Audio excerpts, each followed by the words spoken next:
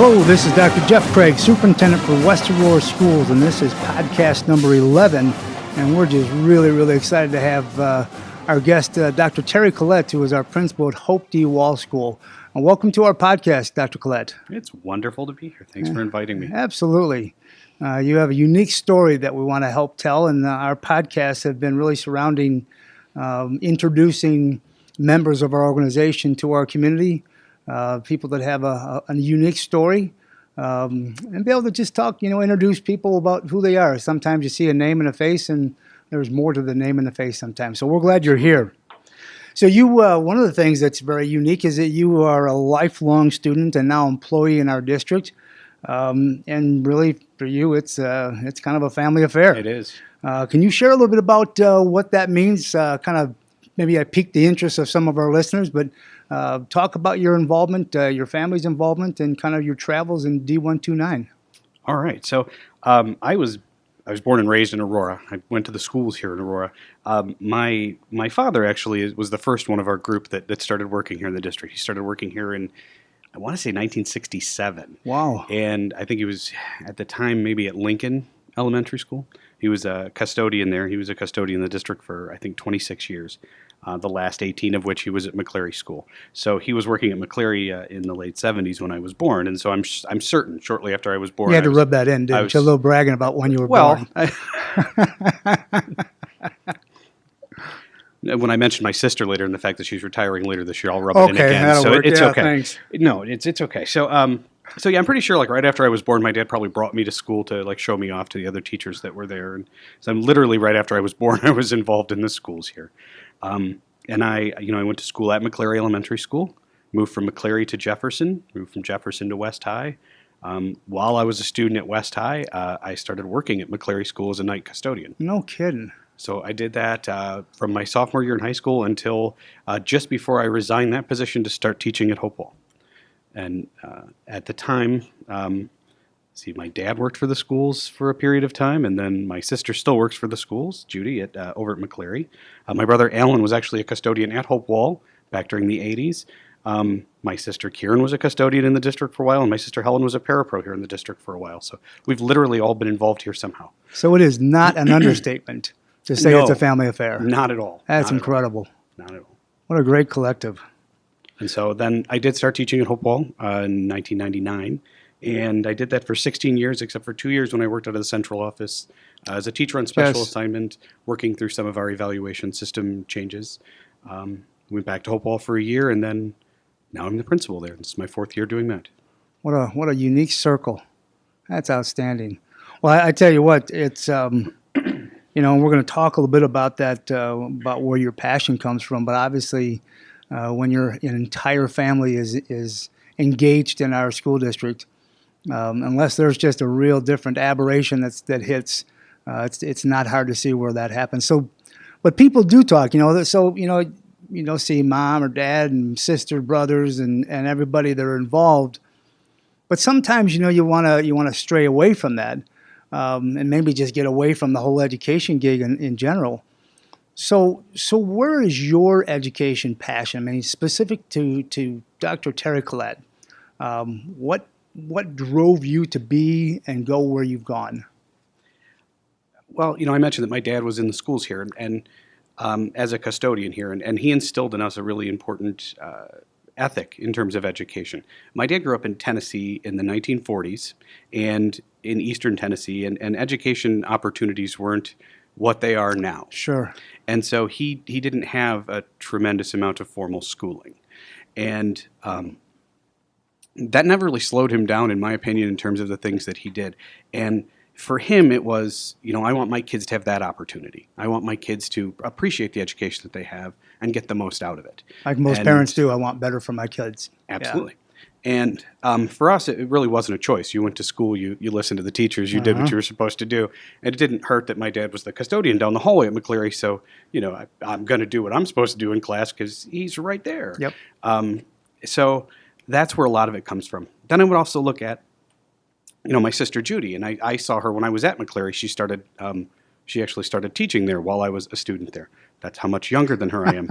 And so, watching her come up through her career and the different things that she's done, and that's a good role model. And then, the teachers that I had in school, really, when I look back at the teachers that I had in school, and names that float through my mind, like Candy Johnson and Nan Phillips and Jay Jenkins and Linda Hansen and Ron McKay, who's still teaching. I was in his very first class before he had the big Abe Lincoln beard. Sure. But they were all good examples of what you should be trying to do in education. And they instilled good values in me as a student and later as a teacher. I got to work with many of these people as a colleague in various ways later on. In high school, I was very lucky to meet a teacher named Judy Maxwell, who ran the Child Development Program. And through that program, I had the opportunity to find Hope Wall. And that really, really changed my outlook in terms of what it was I wanted to do in education. And, things that really sort of influenced me about my time there. And then even at Hope Wall, when I volunteered there and I got to be in classrooms with different teachers and my student teaching and junior block teaching, people like Julie Shivari and Bev Haymond and Lynn Harris, people that also instilled in me what it means to be a teacher at Hope Wall and what it means to really truly care about the students you have at Hope Wall.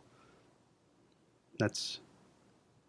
I tell you what, that is what an awesome note for our teachers that would listen to this podcast, to understand that you never ever know. And we talk about it, we write it down, we have it on logos, but you never know when you're going to make a difference and influence somebody to come back and give to education and give to students. You just riffled off a bunch of names of teachers that were influential in your life. That's an incredible power that you have to influence someone to say, I choose a career because of an individual influence or a set of individuals' influence. What a great note to our folks here. I think, and I think any teacher would think this, but the passion that we bring to education isn't our own passion. It's the echo of the passion that other educators have given to us. Well stated. And we're just keeping it going. Well stated. Absolutely. Well, I appreciate that passion burning bright with you. That certainly does come through. We've talked about Hope Wall a couple of times, and Hope Wall is a very unique opportunity that we have in our district that not many are afforded. And if you could describe for our listeners the types of students that have certain specific needs that come to Hope Wall, and then a little bit about some of the services that you and your staff provide, because it's until you walk through and are able to experience the wonder of Hope Wall, it's hard to describe. But if you can do your best, I'd appreciate that. Yeah. So Hope Wall is a unique setting in the fact that we're a public school, but we serve in a similar capacity that some like co-op schools or private schools might serve. Sure. Our students, generally speaking, have some form of an intellectual disability, autism. There's some associated physical disabilities as well.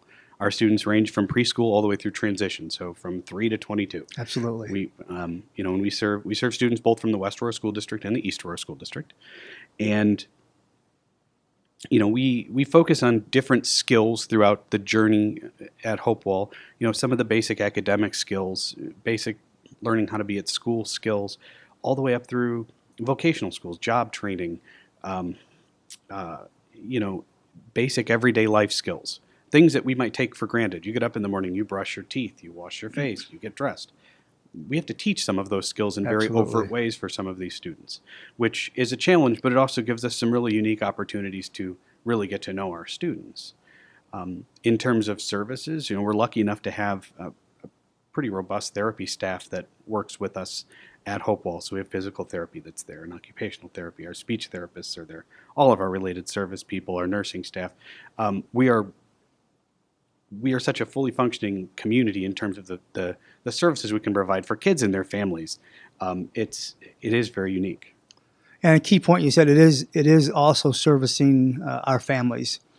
Because some of our kids, as you talked about, we offer a continuum from age 3 to age 22. And some of our kids, many of our kids, start with us at age 3 and finish their journey with us at age 22.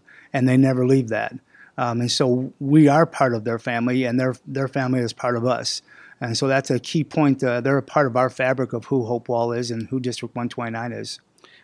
I think it is, and I know we're always trying to find new and interesting ways to involve our families. I think we know that what we do can't happen consistently and effectively if we're not working closely with families to make sure that we're doing the same things with kids to build those same skills across the school domain and the home domain, so everything kind of connects.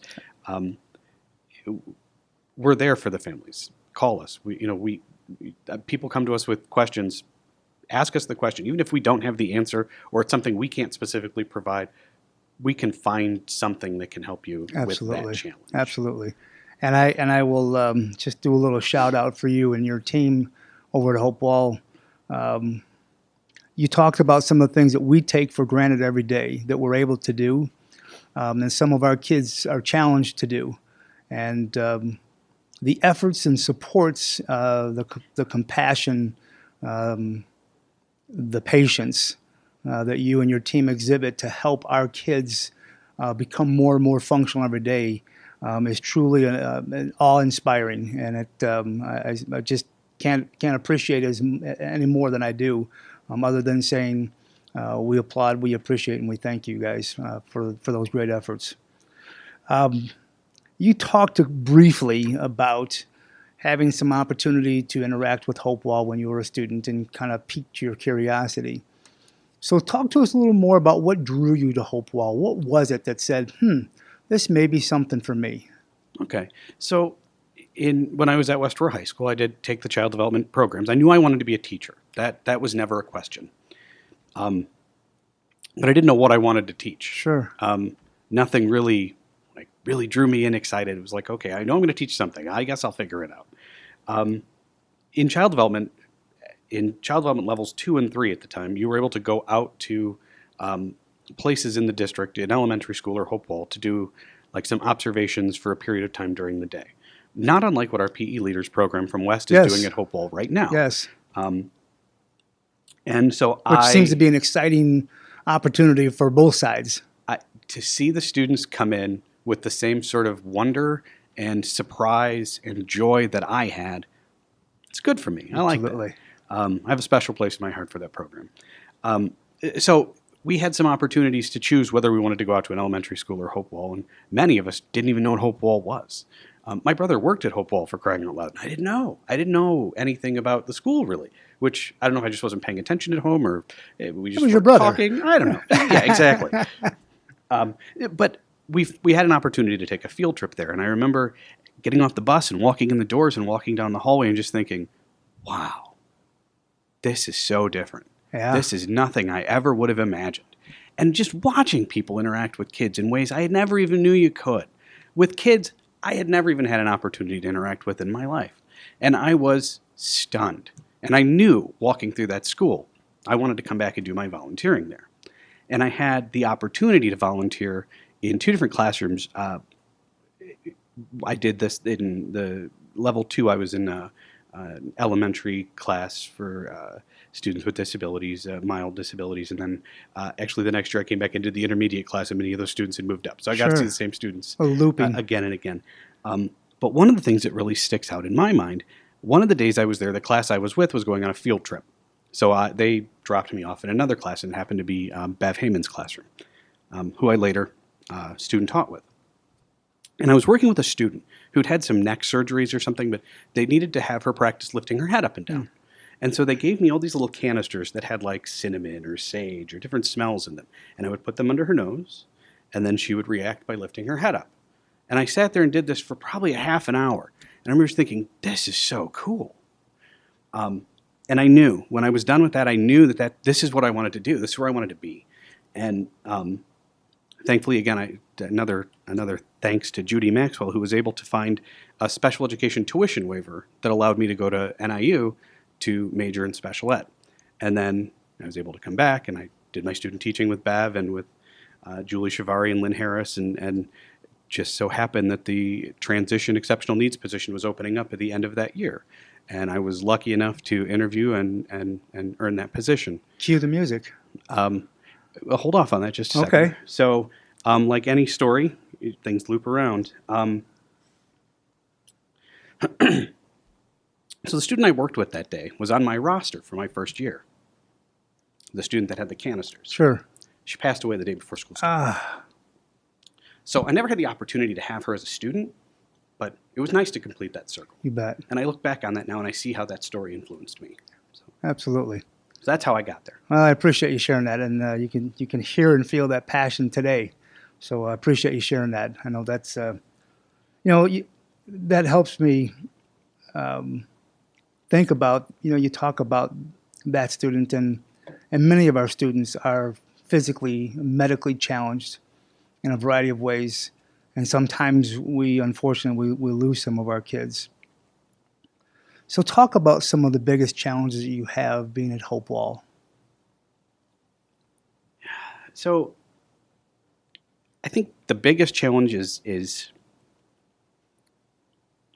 balancing that passion that you have, balancing the relationships you build with students with that desire to push them to do more than some people in life have told them they can do, Sure. which is unfortunate.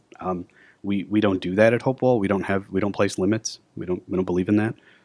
We're very much an I can, and I think it's hard work. And anybody that says working with students with disabilities isn't hard work, teaching in general isn't hard work, it is. And it's exhausting work some days. And you're challenged in ways you didn't think you'd be challenged. You come in every morning not knowing exactly what that day is going to give you. Your best laid plan, the lesson plan you have laid out, the way you thought your day was going to go, it's not going to go that way. And I think it's interesting to watch a first-year teacher develop through the year when they come in and they have that lesson plan and they know it's going to work, and you watch them for the first couple weeks get really frustrated because you see that the thing they wanted to do isn't what's happening.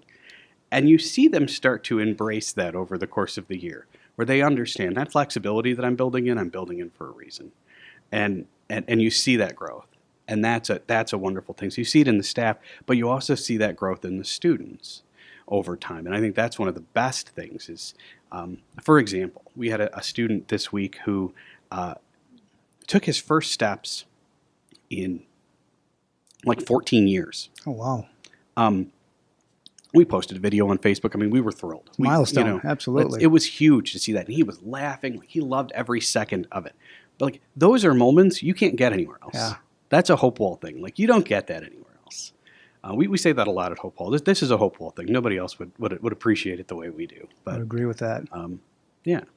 So you talked about that specific moment. What are some of the best parts you've gone from a student to you piquing your curiosity, doing your student teaching, to being a teacher. Now you're in charge of the whole place. So what are some of the best parts about working at Hopewell? I like standing out at the buses every day and watching the kids come in and greeting them as they come in. Yeah. Again, you come in the morning with whatever stress you carry with you from home, and then you watch the kids come in with no stress. They're just happy to be there. And it's liberating. I mean, you see this, and you're like, the things I'm worrying about, I shouldn't be worrying about. This is what matters right here. The people. You build such close relationships with such a close-knit staff, and you really do support each other. And that environment is something that, I mean, if you don't have that in the school that you're in, you need it, because it really makes a difference. When a challenge does come up that pushes the staff in a different direction, that close-knit tightness, we will come and support each other and move through it and make it better by the time we're done. That's awesome. Absolutely. Absolutely. And you can see that when someone needs, people jump in and say, I got this, or I can help with that. They don't wait to be asked.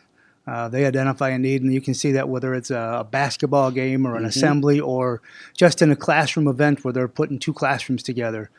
You can see the adults just every man pitching in. So many hands make light to work, right? Yep.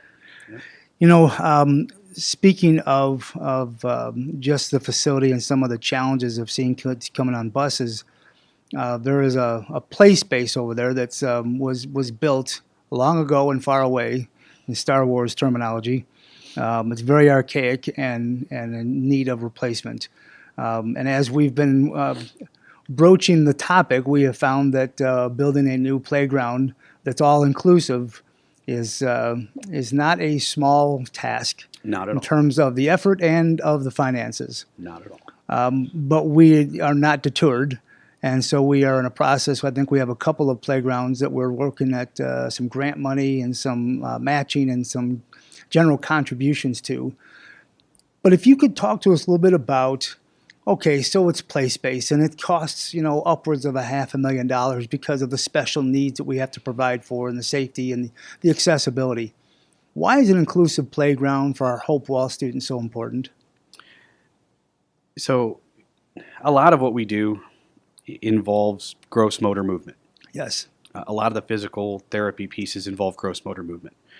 There are spaces for that on our existing playscape, but that playscape is made of wood. Yep. And unfortunately, wood ages, and it's not what it used to be. And it's not providing the opportunities for every student to be able to go and interact with something. And whether it's the gross motor stuff or whether it's the sensory input, we had bells and chimes and things on the wooden playground that have gone away over time. And so those opportunities are limited. Maybe it's getting to the wheelchair swing so our kids in wheelchairs can get that vestibular input from swinging back and forth.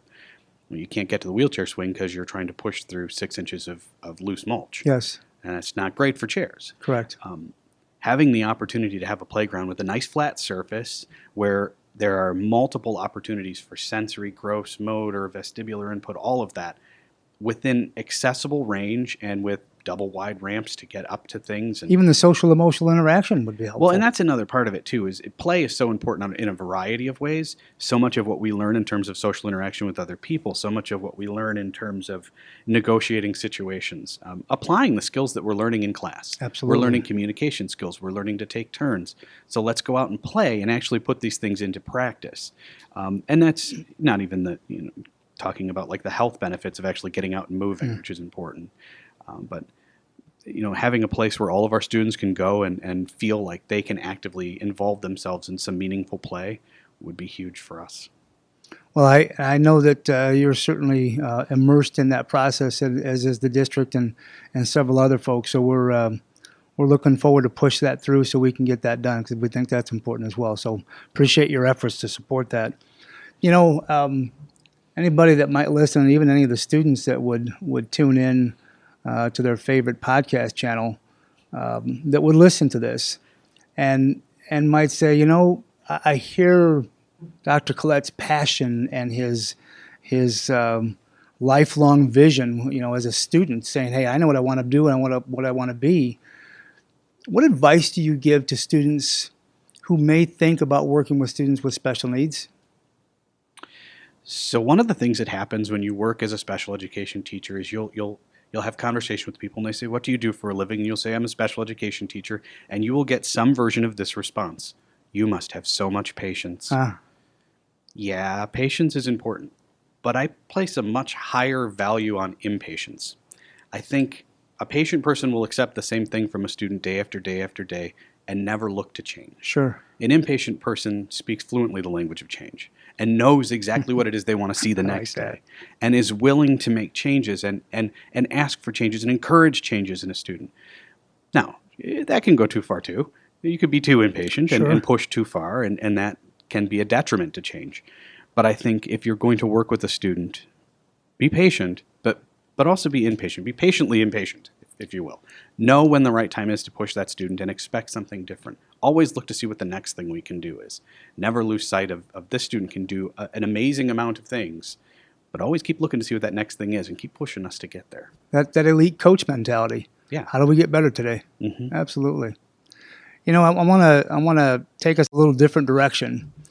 You had talked the 2 years that you were out on special assignment as our evaluation process in the state of Illinois was transitioning. Talk to us about your transition, your personal transition. They say it's going to the dark side, and I don't subscribe to that, having done that myself. But talk to us about your evolution, your transition from the teacher ranks to the administrator. What was that like? Ironically, when the day it was announced that I was taking that position, I changed my Facebook profile picture to Darth Vader. But aside from that, it's because you build such close relationships with people in the building. Those relationships instantly change when you cross that border into administration. Suddenly, your relationship changes. But the expectations of how you're going to interact with people don't change. They still expect certain ways of behaving from you. Sure. And so that gets difficult because sometimes you come to a point where you have to have that conversation with someone, and it's awkward and it's difficult. Very much it's so. the right thing to do, but it's awkward and it's difficult. And it's navigating those relationships that, for me, that was the biggest challenge. Being able to see the school from a bigger perspective, having the opportunity to interact with every student in the building, that's a wonderful benefit to the role. But then navigating those people pieces of it, that's the biggest challenge. It really is.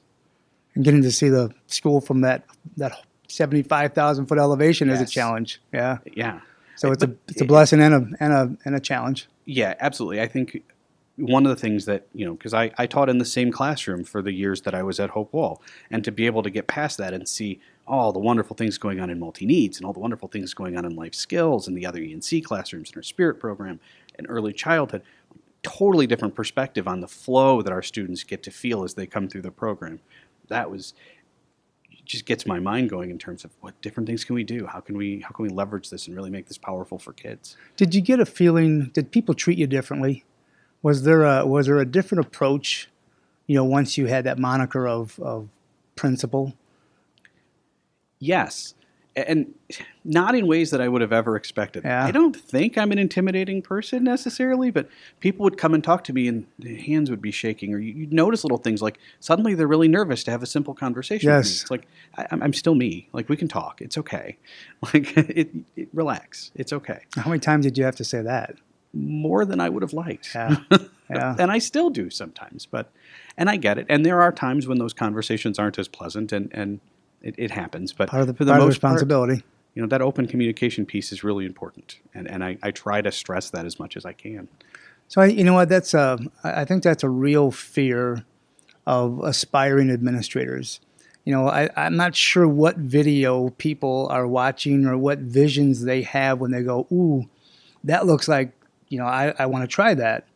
And then once they sit in the chair, they go, ooh, there's a lot more to this. And it's not as fun as it looked from that side of the table. So if there is a room full of aspiring administrators, they've been in teaching for a few years, and they go, I'm thinking, what counsel would you give them? I think there's a few things I'd say. One of the things that has just crossed my mind right now is, and I've actually said this to other people. When I was a teacher, I dealt with my stress. Now that I sit in the big chair, I get to deal with everybody's stress. And so I get to carry more things on my shoulder than I ever carried before. And Good for you, huh? Yeah, it's great. But it also helps me to communicate and connect with people in that regard. Like, I understand the stress. I was in the classroom. I feel that. But at the same time, there are also things that are totally unique to me. And it's like, okay, let's work on this together and see if we can't come to an understanding. But at the end of the day, if somebody's having a rough day, a challenge with a student, and I'm not able to give them the support that I need to that day, that's something I'm going to be thinking about when I get home that day. That's a new thing. That's something that came with the job. But in terms of other advice, I think when we talk about what we do in a classroom, we often talk about differentiating. We differentiate for students. I think when it comes to administration, you kind of have to do the same thing with your people in the building. You also have to differentiate. Not everybody receives messages the same way. I could sit in a staff meeting with all 100 people that sit in the staff meeting, and there are probably 50 different interpretations of the things that I said that walk out of that room. And so making sure that I'm giving that information in multiple ways so that the information gets through. And if there are some people that would prefer to have an individual conversation about something, then you find ways to connect with people to make sure that we're all communicating the right way, making sure that we're all sort of speaking that same language. You bet. But I think sometimes the challenge too then is balancing that, because some people, if you differentiate too much, they think you're communicating especially with one group rather than another. But it's just trying to make sure everybody hears the right thing. I would agree that that communication word continues to pop up as a challenge for all of us, and communication is giving and sharing information as well as receiving. So everyone has that responsibility. I think another thing that comes to mind too is everybody's so afraid to make a mistake. Yeah. Like, you're asked to make 1,000 different decisions in a given day. Inevitably, 20% of those, we'll say, are probably not going to be the best decision you could have made in that moment, but it was the one you had to make.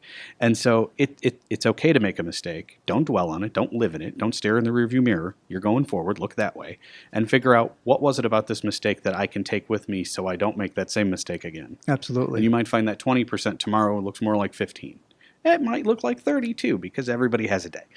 Understand. Yeah, I certainly can, and building principles don't always have the latitude of taking a moment to consider and think about multiple options. They're very reactionary in times.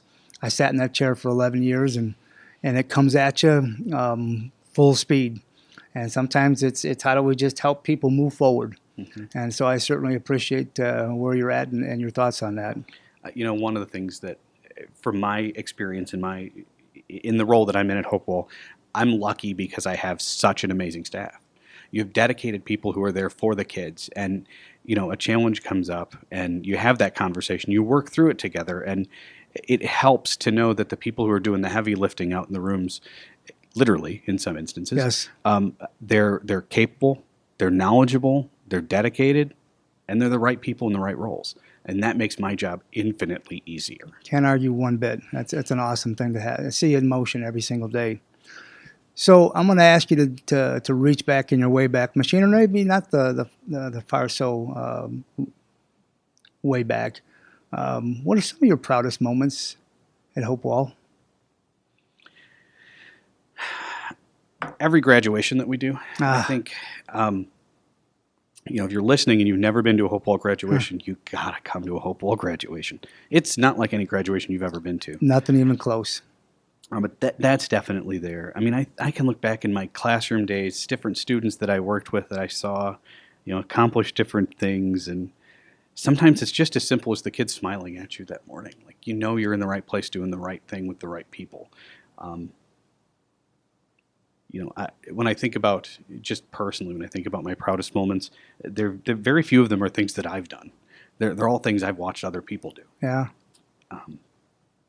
My youngest daughter, this past November, at Oireachtas, which is a fun word, it's a Midwest Irish dance competition, was recalled in her very first competition. So she danced, she looked at the results and got recalled, so she got to go up on stage to get her award. Very it's nice. A big deal for a 10-year-old. Absolutely. My older daughter is into theater, so seeing her on the stage in Fiddler or Elf Jr. or I think she's working on Spam-A-Lot right now. Like to see her kind of come out of her shell. She was so quiet and shy, and now I see her up there interacting with people on stage, doing something that I probably would never do. Sure. And it's just so wonderful to see her do that. Those are the things that make me proud. Well, we appreciate you sharing that. Thank you so much. It's I just want to echo the graduation piece one more time. It's I didn't know what I was going to be in for. I've seen as a principal some of our special needs graduations, but nothing remotely to what we do at Hopewell. And there's not a dry eye on the place. Every single family is smiling from ear to ear and so appreciative. You can see the passion and compassion from both administrators, staff members, family members, students, board members from both East and West Aurora come, and they walk away shaking their head. What an amazing experience. So we appreciate you doing that. It's what an incredible opportunity. It's my pleasure. And just really want to echo our sentiments we started with. Thank you so much for sharing some of your thoughts, sharing your journey with us, and taking the time out of your busy schedule to be able to just talk about the evolution of Dr. Terry Collette. We appreciate it. Thanks for being here this morning. I enjoyed it. We appreciate it visiting with you. Dr. Terry Collette, principal at Hopewell School. Please remember that you can find us wherever you get your podcasts, including iTunes, Stitcher, SoundCloud, and the TuneIn Radio app. And I would encourage you to subscribe to our broadcast, and please give us your feedback so we can continue to improve our discussions. Thank you again. All right. Thank you.